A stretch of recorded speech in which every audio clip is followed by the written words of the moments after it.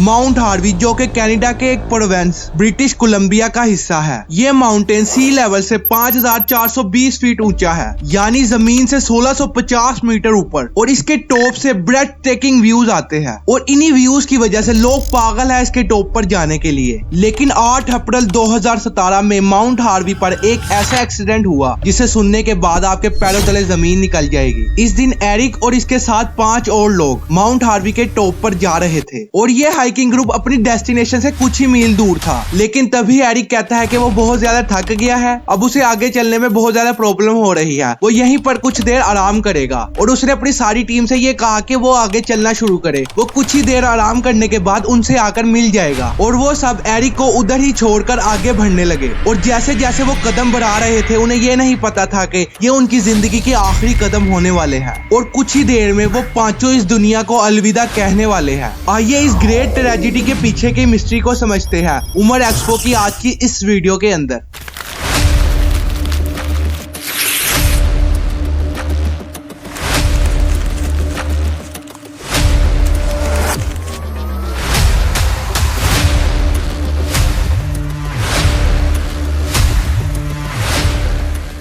इस माउंटेन के टॉप पर जाने का सही समय होता है जून से अक्टूबर तक, लेकिन ये ग्रुप अप्रैल में ही क्लाइंबिंग स्टार्ट कर देता है। यानी ये लोग ऐसे गलत समय पर अपनी क्लाइंबिंग स्टार्ट करते हैं कि जब मौसम इंतहाई बदतरीन मिलेगा और इन्हें कुछ सामने दिखाई भी नहीं देगा। लेकिन ये ग्रुप इस बात की परवाह किए बगैर अपना सफर जारी कर देते हैं। ये लोग ऐसा इसलिए करते हैं कि क्योंकि ये बहुत ज्यादा तजर्बाकार और एक्सपर्ट हाइकर्स थे। ये ऐसी चढ़ाइयां पहले भी बहुत दफा चढ़ चुके थे। ये 6 लोगों में से 3 एक क्लब के थे और 3 दूसरे क्लब के। लेकिन इन 6 लोगों में से कोई ना कोई किसी ना किसी वक्त यानी कि हर वीक किसी ना किसी हाइकिंग पर होता था वैनकूवर के एरिया में। लेकिन इन सबको सबसे ज्यादा खतरा स्नोस्टॉर्म से था। माउंट हार्वी के टॉप पर जाने के काफी रास्ते हैं, लेकिन इन रास्तों से होते होते अप्रोक्सीमेटली ये सारा रास्ता 12 किलोमीटर तक का बन जाता है। और जैसे जैसे आप ऊपर जाते रहोगे ट्री लाइन खत्म होती जाएगी और आपको हर जगह स्नो ही स्नो नजर आएगी और साथ ही साथ आपको सख्त वेदर और तेज हवाओं का भी सामना करना पड़ेगा, जिनके सामने इंसान का टिकना बहुत ज्यादा मुश्किल है। और आखिरी का 1 किलोमीटर का रास्ता तो निहायत बदतरीन है। और जब एरिक थक जाता है, उसने अपनी टीम को यह कहा था कि वो उसका इंतजार ना करे बल्कि अपना सफर जारी रखे।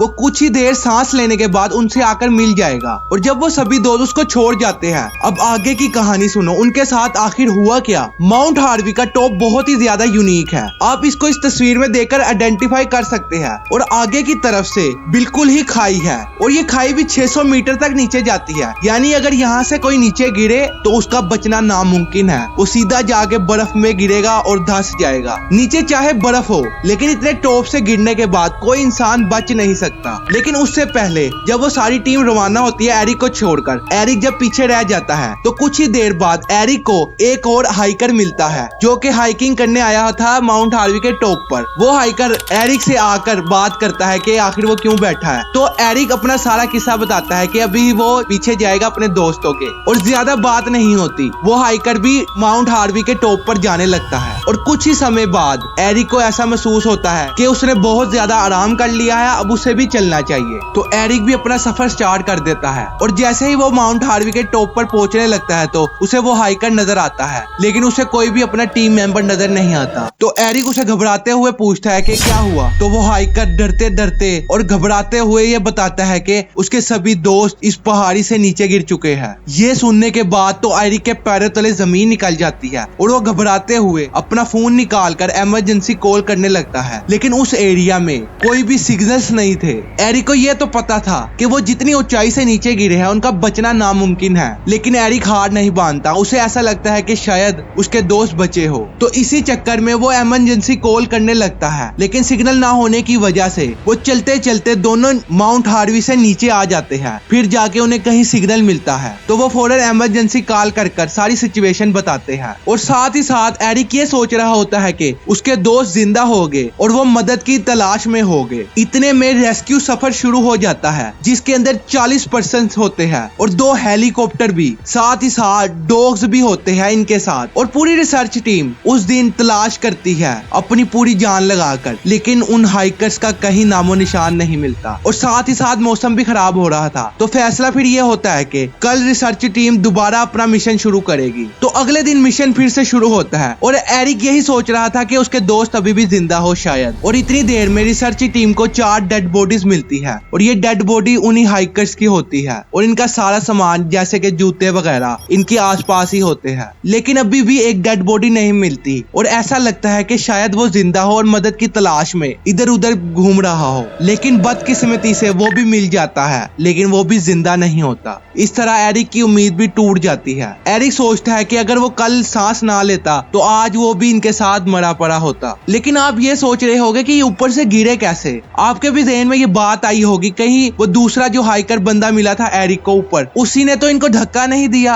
लेकिन ऐसा नहीं था। जब मैं भी इस पर रिसर्च कर रहा था तो मुझे भी ऐसा ही लगा था। आखिर उनके साथ हुआ क्या, चलिए बताता हूँ। दोस्तों, वीडियो में आगे बढ़ने से पहले मैं आपको ये बता दूं कि ये चैनल अभी बिल्कुल न्यू है, तो जल्दी से सब्सक्राइब कर लो। ये आपके लिए तो फ्री है, लेकिन इससे हमारी बहुत मदद होती है। और मैंने एक बेस्ट कम्युनिटी बनाने का सपना देखा है, तो जल्दी से सब्सक्राइब जरूर कर लेना। इन 5 के गिरने की वजह ये थी कि ये बर्फ पर खड़े थे। आपको मैं आसानी से समझाता हूँ कि जब हवाएं तेज चलती है और बर्फ बहुत ज्यादा होती है तो माउंटेन के टॉप पर बर्फ जमा होना शुरू हो जाती है और जब कोई बंदा इस पर खड़ा होता है तो वो ज्यादा मजबूत नहीं होती, टूट जाती है, जिसकी वजह से जो कोई इसके ऊपर खड़ा होता है वो मर जाता है। इन 5 के साथ भी यही सब कुछ हुआ था। इसी वजह से इन पर कोई इन्वेस्टिगेशन नहीं होती। और दोस्तों, हैरानगी की बात यह है कि इस दिन एक और हाइकर्स इनके साथ होता, लेकिन तबियत की खराबी की वजह से इसका मूड चेंज हो जाता है और वो इनके साथ जाने से इनकार कर देता है। दोस्तों, इसके अलावा भी माउंट हार्वी पर एक एक्सीडेंट हुआ 9 जून 2023 में। इसमें 29 साल हाइकर जिसका नाम माइकल 2 था,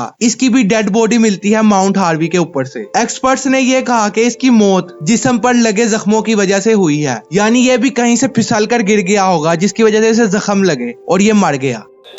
A sad update to the search for a missing hiker near Lions Bay. Michael 2's body was found near the peak of Mount Harvey Thursday evening.